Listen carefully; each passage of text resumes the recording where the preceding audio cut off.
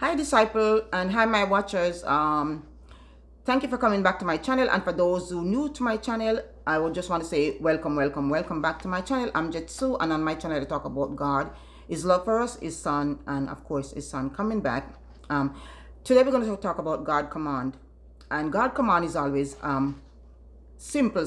God always does stuff to make it simple and easy for us to understand, and his command is like, do what I say, and if you don't, then this is the consequence. You will suffer the ultimate consequence if you don't do what I say, because God, like I said, God is the Father, and we are to do and try to do what the Father wants us to do. So today we're going to look at Jeroboam and Rehoboam, and we're going to see why Jeroboam and Rehoboam coincide together, why there is even a Jeroboam speaking about when Rehoboam is Solomon's son. So Solomon was David's son, and as we know, David was a man after God's own heart. And David, though he was a military leader and he had a lot of blood on his arm, David did not get that opportunity to build the house of God, the temple of God. God let that opportunity fall to David's son Solomon to build his house, the temple. So Solomon was the one who built God's house in Jerusalem, the temple. So today we're going to look at Solomon's son Rehoboam, and then we're going to look at Jeroboam to see why Solomon dead. Now we have Jeroboam instead of when it should be Rehoboam ruling.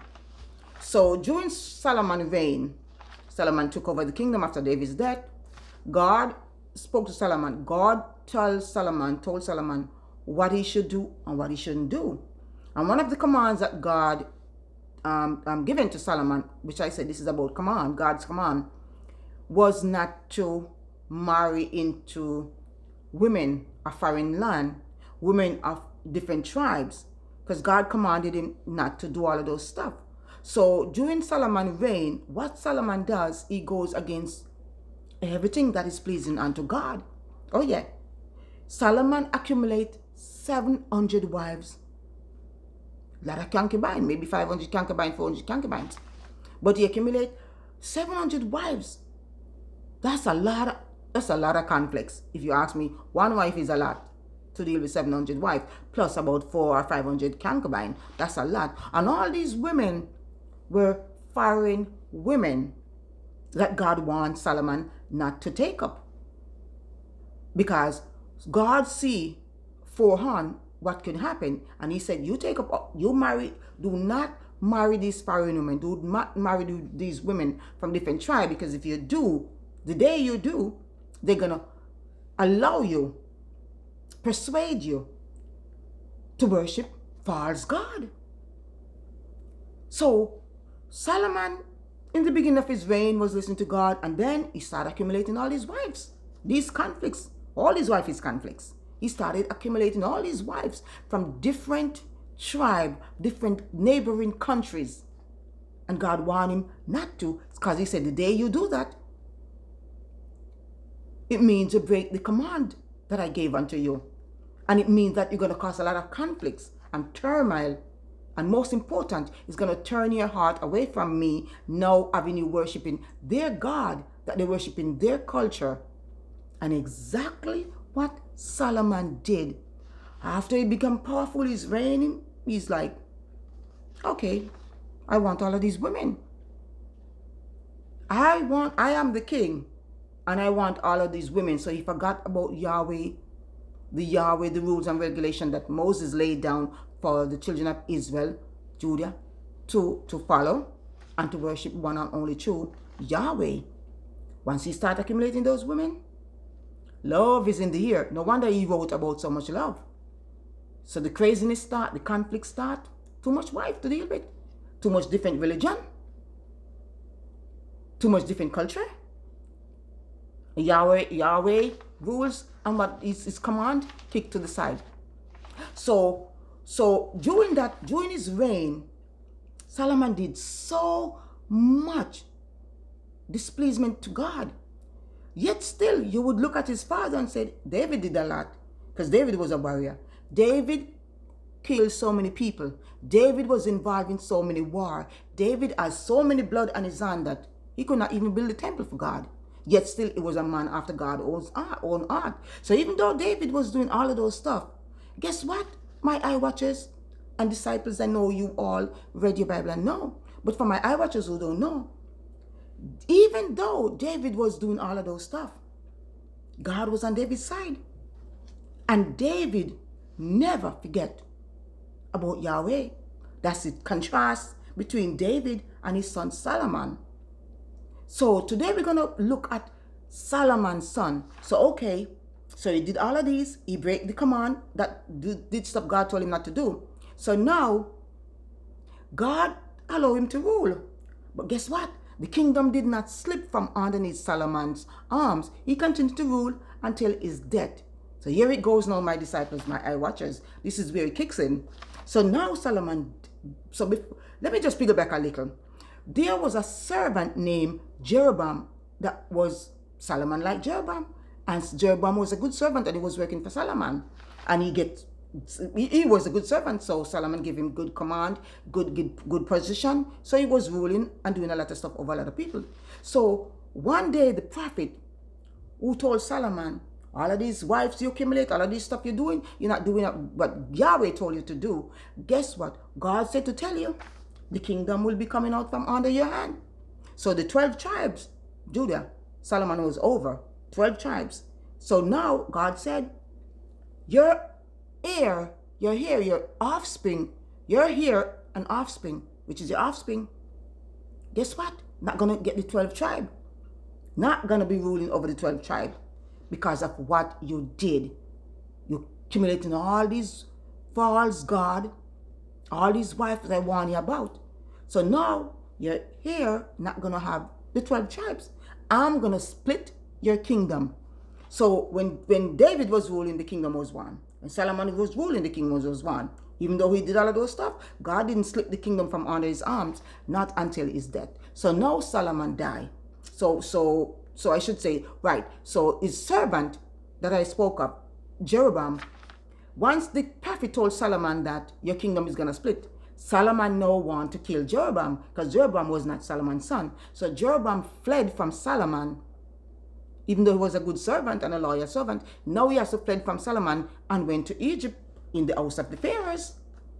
So this is where Jeroboam stayed for many years until now. Let me go back to what happened now. So now Solomon died. And remember I said, God said, I will split your kingdom.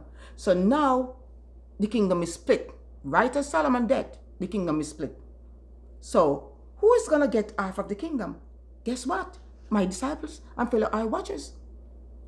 Solomon heir, his son, Rehoboam, only get one tribe.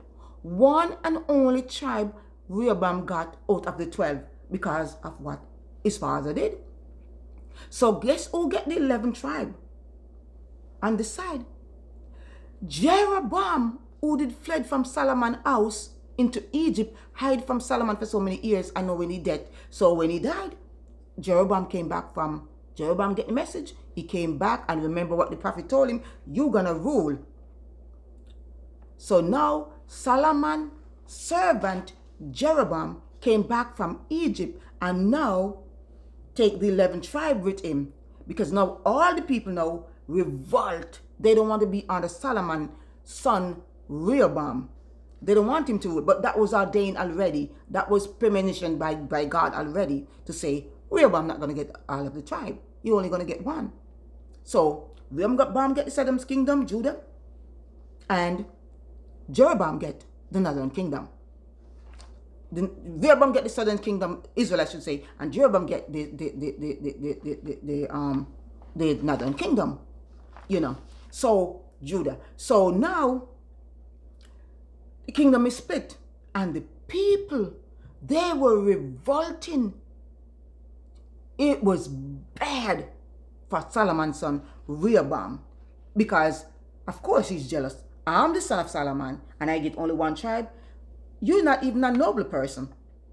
And now you get all of the tribe of Israel. 11 tribe he got. So all the people goes to the northern kingdom, goes to Jeroboam, Solomon's servant. So this is what happened, my fellow eye watchers and our disciples, our disciples of God. We all are. When we don't listen to God and His command, and we don't try our very hardest to listen to God's command, this is what happened to us. God said, my son was there with you guys, and He warned you, and I'm telling you, He's coming back. Guess what? We're still not listening. So guess what? We're gonna suffer the ultimate damnation judgment. So Solomon didn't listen.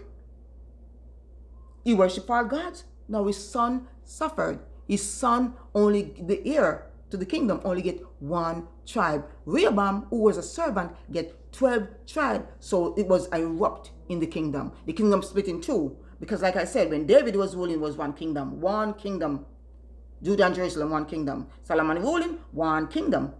So right as he died, God slipped it from under his heir, his son Rehoboam, and give it, all of it, you could say, to Jeroboam, who was a servant in the palace. So this is how God works. We don't listen to God.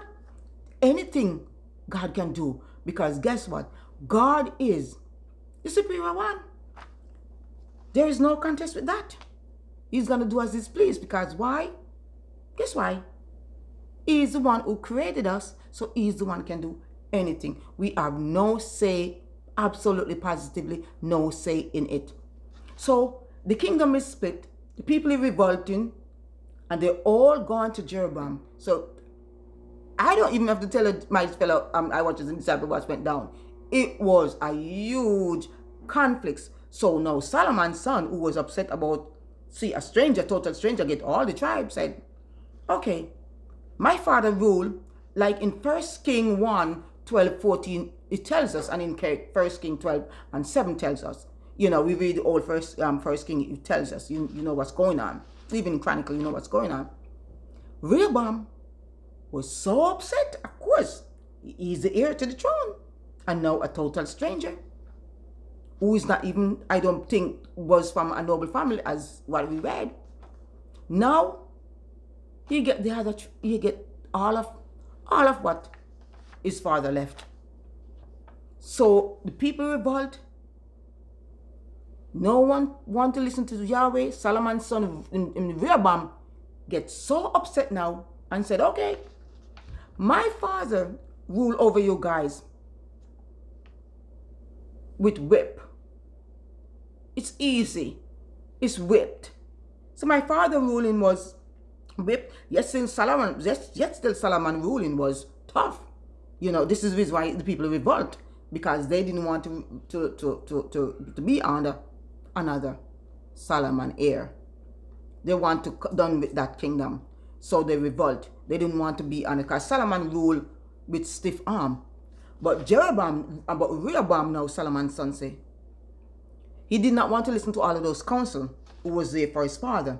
He's listening to the younger generation, the younger council, who persuade him to rule with the iron fist. So he said, my father Solomon ruled with whip. Guess what? I'm going to sting you hard like you've never been stung before, like you've never been stung before when my father was ruling. You think it was bad when my father was ruling? Guess what? I'm going to rule with an iron fist. I'm going to rule like a scorpion. That's what he said. We read all of it. That's what he said. And what that means, it's going to sting. Because we all know scorpion sting. It's going to sting. If they think it was bad when Solomon ruling, basically this is what he's trying to say, it's going to be worse. So this story is going to show us, my fellow eye watchers and my fellow disciples of God, it goes to show us that when we don't listen, and like we said, a judgment came before, and God allowed it to be known to us that it came before. And guess what? We are listening. So guess what? Whatever it is impeding us from not listening, what's going to happen? It's going to be bad for us. So I just want to say to you, my fellow eye watchers and disciples, let us all heed to the warning when God said, follow my command. Let us all try to follow His command. So until then, my fellow eye watchers and disciples, I just want to say, God first, man second. God first, man second. So if you like what you heard, please subscribe to my channel, hit the notification bell so when I upload something new, you're the first to hear. So until then, I just want to say, let us heed to the command. God bless and thank you.